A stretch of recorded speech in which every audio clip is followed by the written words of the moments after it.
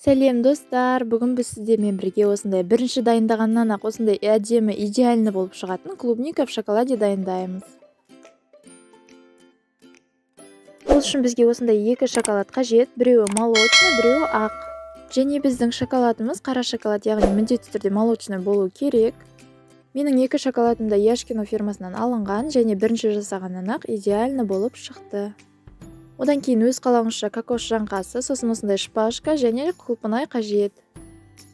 Біздің шоколадтарды бірінші осылай кесеге екі бөлек майдалап турап саламыз.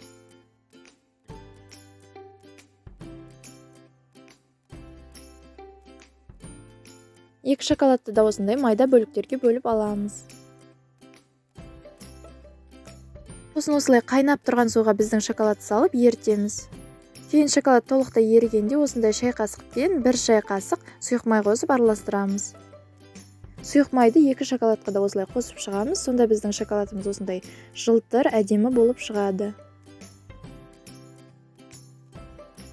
Сосын бізге осындай ыңғайлы биіктеу стакан қажет болады.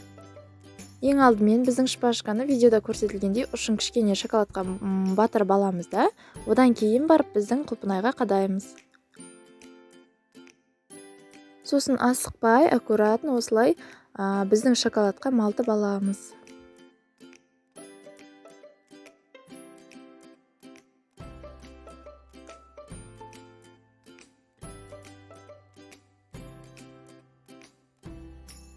Одан кейін оны біздің осылай стаканымызға жайлап, аккуратно қойып шығамыз. Негізі бір стаканға 2-3 клубника ғана сыяды.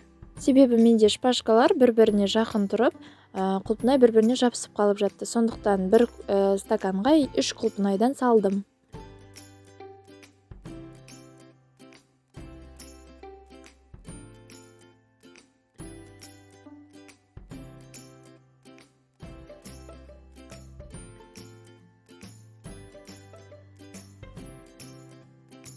Сіздерге егер де менің каналым ұнап жатса, немесе видео ұнаса, міндетті түрде лайк басып, комментарийға өз пікіріңізді қалдыра кетіңіз. Және де менің рецепттерім мен видеоларым сізге ұнаса, каналға кіріп, басқа да рецепттерді қарап шықсаңыз болады. Одан соң өз қалауыңызша осындай кокос жаңқасымен әрлесеңіз болады. Бұл жерде енді өзіңіздің қалауыңызға байланысты.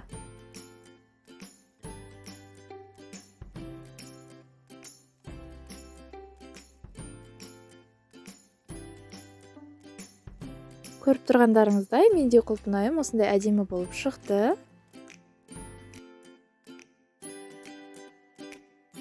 Және де тағы бір әрлеудің жолы осылай біздің шоколадты ауысқан кондитерлік пакетке саламыз да, біздің шоколадтың үстіне осылай узор салып шығамыз.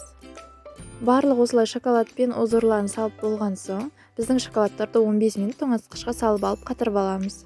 Сонымен біздің осындай әдемі құлпынайымыз дайын. Менде бір жасағаннан шықты. Міндетті түрде дайындап көріңіз, ас болсын.